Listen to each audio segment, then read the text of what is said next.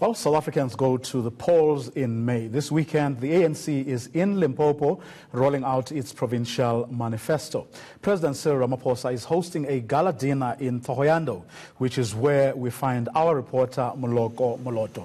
Ruling party there being under immense scrutiny from voters in the province, with the VBS saga no doubt at the top of their minds. Now, Moloto, the ANC president is walking into this province where many of his comrades are actually very unhappy about the disciplinary action that has been taken against certain leaders who have been implicated in the VBS saga.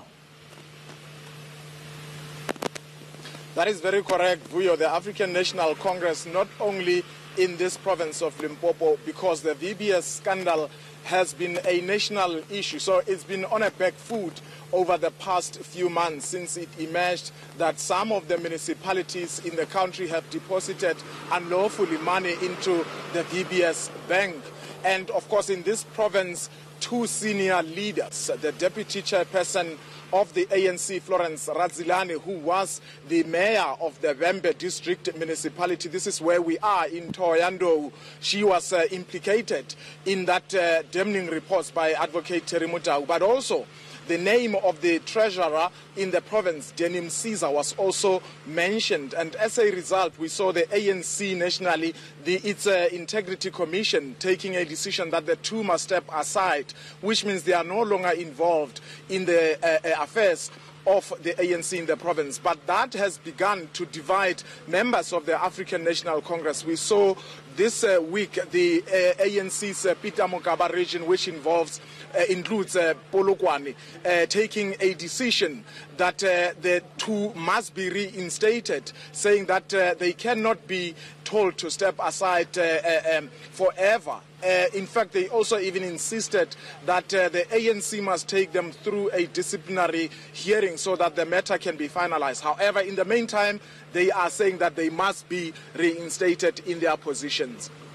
Of course, another issue in that province are the deaths, some of which have come as a result of this VBS saga. Two people, at least, who were vocal, in this have died.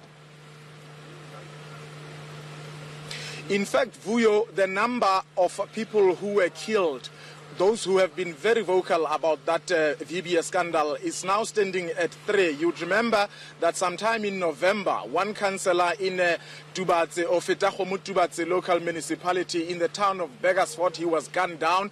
He's one councillor, ANC councillor, whom many people were saying that he was so vocal to a point that you would even think that he was an opposition councillor. He's been calling for the removal of all the mayors and the other political leaders who were implicated in that scandal. He was killed execution style. We don't know. The police haven't really communicated to us as to whether there have been any arrests. Now, two more other leaders in the name of Ronald Mani. He was killed on the 29th of January. However, mid-January, there was another municipal official, Chililo Timson, who was killed. In fact, he was shot, but he survived. He went to hospital. On the day that Mani was killed here in Vembe, that very same day, a few hours later, he also succumbed. The two were actually also open, calling for the action to be taken against everybody who's been implicated. Not only these officials were they members or workers of the Vembe district municipality, but they were also active in the branches of the ANC. That's where we're going to leave it for now. Moloko Moloto live.